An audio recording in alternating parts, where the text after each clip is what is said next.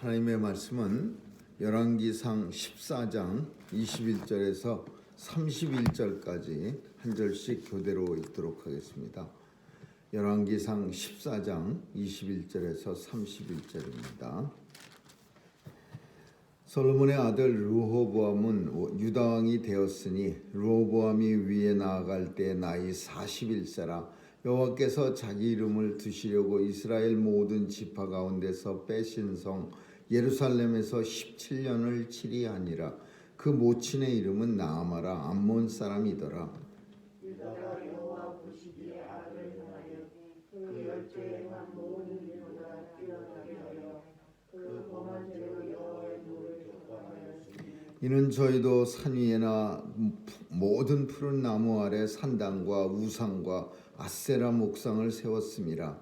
그 땅에 또 남색하는 자가 있었고 여호와께서 이스라엘 자손 앞에서 쫓아내신 국민의 모든 가증한 일을 무리가 본받아 행하였더라. 르호보암 왕 제5년에 애굽왕 시삭이 올라와서 예루살렘을 치고 여호와의 전에 국물과 왕궁의 국물을 불리게 빼앗고 또 솔로몬이 만든 금방패를 다 빼앗은지라. 르호보암 왕이 그 대신 노수로 방패를 만들어 왕궁문을 지키는 시대 장관의 손에 맡김에 왕이 여호와의 전에 들어갈 때마다 장사하는 자가 그 방패를 들고 갔다가 시주로 두고 가져갔더라. 르호보암의 남은 사적과 무릇 그 행한 일이 유대왕 역대 지략에 기록되지 아니하였느냐. 여호와와 여호와 사이에 천사들이 있습니다. 같이 읽습니다. 르호보암이 그 열조와 함께 자니 그 열조와 함께 다윗성에 장사되니라. 그 모친의 이름은 나아마라 암몬 사람이더라. 그 아들 아비암이 대신하여 왕이 되니라. 아멘.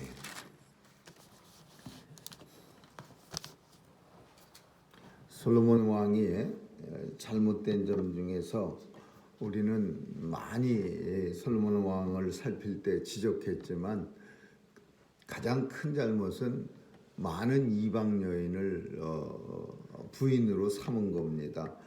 이방 여인이 나쁘다는 것이 아니고 또 이방 여인의 숫자가 많은 것도 문제지만은 그보다 더 큰 것은 이방 여인들이 다 우상을 섬긴다는 겁니다.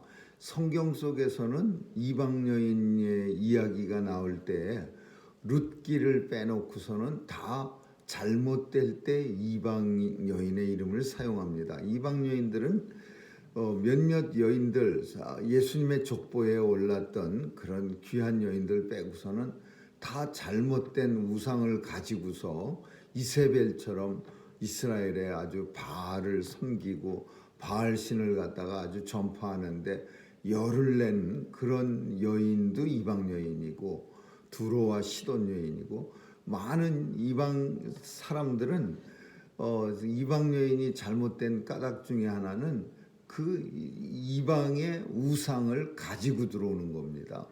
그래서 심지어 에스라 선지자는 이방 여인과 결혼한 사람들에게 뭐라고 말했냐면 즉시 헤어져라 그랬어요. 그래갖고 막 눈물을 펑펑 흘리면서 이방 여인을 내어 쫓고 그런 참 성경에서 끔찍한 일을 우리는 에스라서를 통해서 살필 수가 있습니다. 오늘 본문 속에 읽은 본문 31절까지 유독 두 번 나온 내용이 있었는데 그게 뭐냐. 암몬 사람이었더라. 르호보암의 어머니는 암몬 여자였더라. 이 표현이 21절에도 나오고 또 마지막 죽고 나서도 31절에도 나옵니다. 암몬 여자였더라. 암몬 여자는 우상 열심히 잘 섬기는 그런 엄마니까 그 아들이 뭘 보고 배웠겠습니까? 우상 섬기는 거 열심히 보고 배웠고 또 하나님에 대한 그런 믿음이 조금 있기는 있었겠지만은 그다지 그렇게 심각하게 우리 하나님만 섬깁니다 이런 사상은 없었을 거예요. 우상도 섬기고 하나님도 섬기고 되는 대로 다 섬기고. 그래서 성경은 이렇게 말합니다. 유다의 모든 왕보다 악을 아주 뛰어나게 악한 일을 많이 저질렀는데 그 악한 일 중에 하나가 뭐냐? 산 위에다가 푸른 나무 아래다가 산당과 우상과 아세라 목상을 세웠습니다. 경치 좋은데 골라서 사람들이 많이 이렇게 더울 때마다 피해서 경치도 구경하고 서늘한 바람도 쏘이는 그런 장소를 골라가면서 거기다가 참 이스라엘 유다 왕 중에 이사야 왕, 요시야 왕, 뭐 이런 이사야 선지자 이런 사람들이 굉장히 아주 열심으로 외쳤던 게 뭐냐면 산당을 없애야 된다는 거예요. 근데 이 르호보암 왕은 열심히 산당을 세우고 거기에 우상도 세우고 거기에 아세라 목상도 세우고 더 나아가서는 그 산당이나 그런 우상 세운 곳에 아세라 목상 세운 곳에 남창도 갖다가 집어넣었어요. 남창도 생겼어요. 이 남창이라고 하는 거 우리말로 이제 동성연애자들이겠죠. 근데 이 사람들이 왜 거기서 기생했느냐 하면은 요즘도 뭐 다 그런 건 아니겠지만은 가끔 보면은 그 TV 같은 데에 그 점치는 사람 중에 남자인데도 여자 같은 말투로 이렇게 뭐 같은 남자한테 언니는 왜 왔어? 뭐 이러면서 여자의 말투를 내면은 그런 희한한 그런 점쟁이들 이렇게 점치는 사람은 보통 남자 같지 않고 조금 이상한 그런 모습의 남자들이 점을 보고 그러는 거를 어디서 본 기억이 있습니다. 근데 그런 사람들이 그 희한한 이상한 사람들이 이런 우상 섬기는 데나 뭐 산당이나 이 아세라 목상이 있는 섬기는 데에 있는 거예요. 이 사람들이 남창을 하는 거예요. 그러니까 하나님이 얼마나 싫어하겠습니까? 하나님이 그냥 더블이야. 이거는 그냥 우상도 하나님 무지 싫어하는 건데 또 거기다가 남창까지 동성연애자까지 연애까지 하니까 그냥 하나님이 더블로 싫어해 갖고서는 결국은 하나님께서 진노를 내리셨는데 그게 뭐냐? 애굽왕 시삭이 쳐들어옵니다. 그래 갖고서는 애굽왕이 쳐들어와 갖고 솔로몬 왕 때 전성기 때 모아놓은 금덩어리들을 다 가지고 다 뺏어서 애굽으로 다 가지고 돌아가 버려요. 거기다가 전쟁이 애굽하고만 있습니까? 그 껄핏하면은 여로보암 왕도 쳐들어와 갖고서는 남북 전쟁은 또 치열합니다. 그 외국하고 전쟁하는 거는 좀 살살하는데 이 남북 전쟁은요 진짜 무섭게 하는 거예요. 이스라엘의 예도 그렇고 한국의 예도 그렇고 한국 같은 동족끼리 전쟁을 할 때는 좀 봐주면서 살살할 것 같은데 더 치열하게 아주 그냥 잔인하게 합니다. 그러니까 이스라엘도 남북 전쟁으로 잔인한 그런 전쟁을 치러서 사람들이 죽어가고 또 애굽 왕은 또 쳐들어와 갖고서 모든 보물들을 갖다가 다 뺏어가고 그 결국 껍데기만 남은 거예요. 이제 애굽 왕한테 다 뺏겨서 껍데기 그 거죽만 남은 모습을 어떻게 표현하냐면 시소 왕을 경호하는 시위하는 호위하는 그런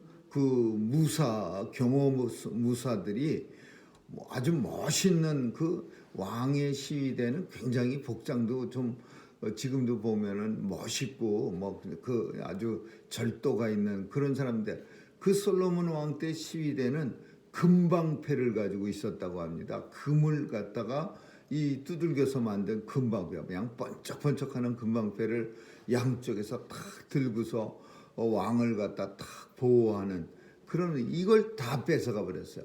애굽 왕 시삭이. 그러니까 참 뭘로 만들었냐면 노수로 만들었어. 노수 금방패 대신에 금이 없어서 노수로 만들어갖고 왕을 시위할 때 싹 썼다가 그 다음에 왕 없을 때는 창피하니까 얼른 갔다가 시위소에 갔다가 넣어놨더라.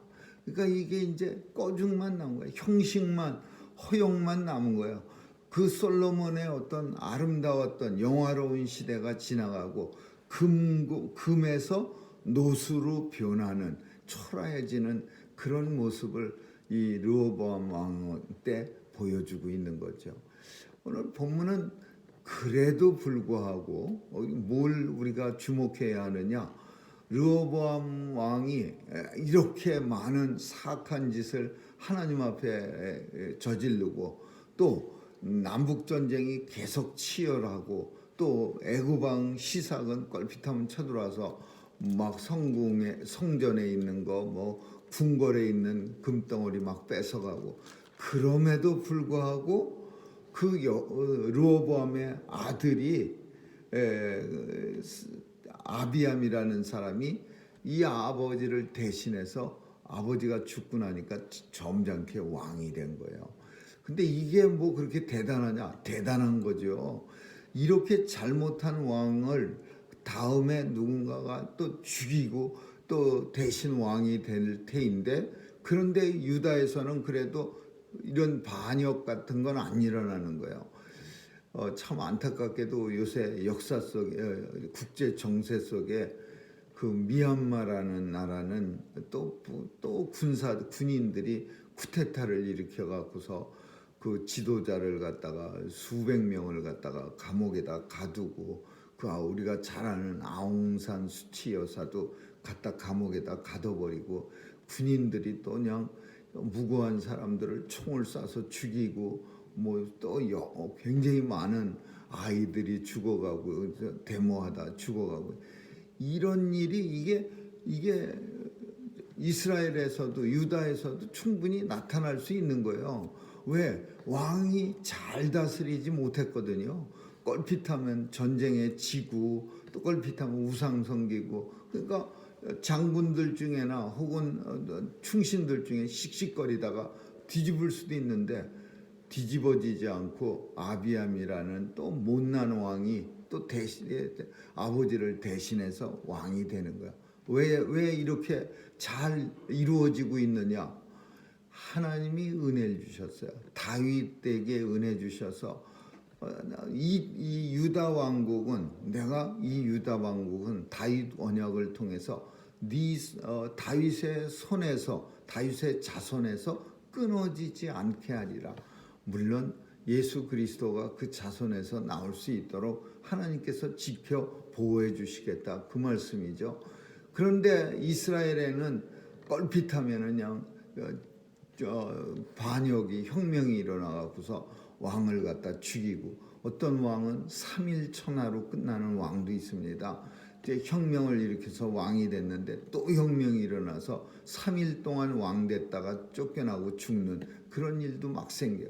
그래도 유다는 하나님께서 다윗에게 은혜를 주셔서 다윗 언약을 통해서 대대손손 자손들이 그래도 왕을 이어가는, 비록 어머니는 뭐 암몬 여자였더라 계속 말하고는 있지만은 그래도 아들이 왕을 잇는 그런 은혜의 역사가 한편에서 계속 나타나고 있어요. 이 또한 예수 그리스도의 은혜예요. 주님이 이 땅에 오시기 위해서 유다 왕국을 지켜주셨다. 우리가 그렇게 볼 수 있는 거죠.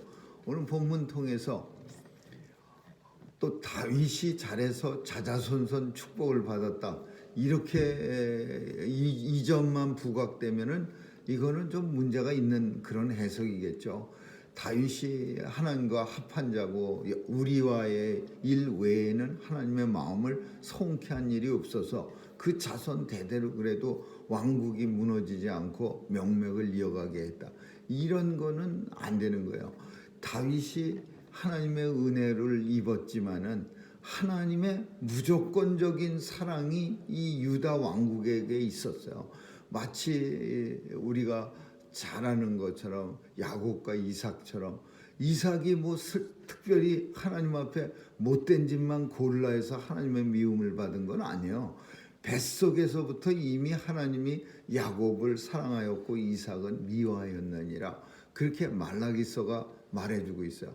하나님의 선택받은 하나님의 작정된 하나님의 백성으로 작정된 사람들이야.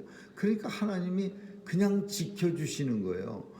우리가 유별나게 잘난 일만 골라하고 하나님의 마음을 기쁘게 해서 하나님이 천국 가는 날까지 믿음의 길을 지켜주시고 우리를 온전하게 예수 안에서 보호해 주시는 게 아니라 하나님은 우리를 만세전에 이미 선택해 주셨어요. 하나님이 선택을 받은 주의 백성이기 때문에 하나님이 보호해 주시는 거죠.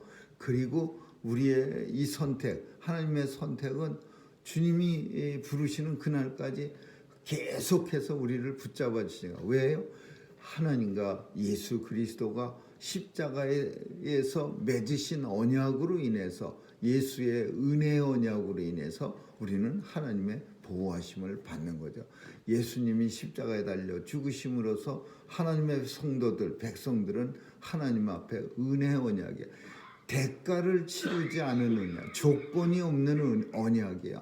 하나님께서 뭐뭐 해야 이렇게 해준다는 그런 조건적 은혜, 그런 언약이 아니라 그냥 은혜 언약이야. 그냥이라고 말하지만 사실은 예수 그리스도의 십자가 죽음으로 인한 은혜 언약이 우리에게 있는 거예요.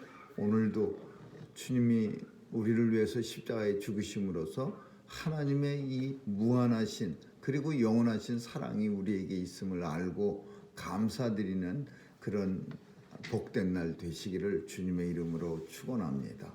기도하겠습니다. 좋으신 하나님 감사합니다. 오늘도 우리 주님이 우리에게 허락하신 이 놀라우신 은혜로 복된 날 되게 해 주시고 또 하나님의 백성으로 살게 해 주시니 감사합니다. 하나님 앞에 서는 날까지 지켜 보호해 주시고 하나님의 자녀로 살아가기 부족함 없도록 성령님 도와주시옵소서. 날마다 우리 마음 가운데 자정하시고 주의 길을 따라 걸을 수 있는 지혜도 허락해 주옵소서. 감사드리며 예수님의 이름으로 기도합니다. 아멘. 주기도문으로 마치겠습니다.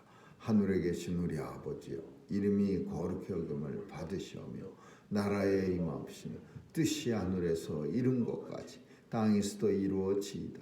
오늘날 우리에게 일용할 양식을 주옵시고 우리가 우리에게 죄 지은 자를 사하여 준 것 같이 우리의 죄를 사하여 주옵시고 우리를 시험에 들게 하지 마옵시고 다만 악에서 구하옵소서. 대개 나라와 권세와 영광이 아버지께 영원히 있사옵나이다. 아멘.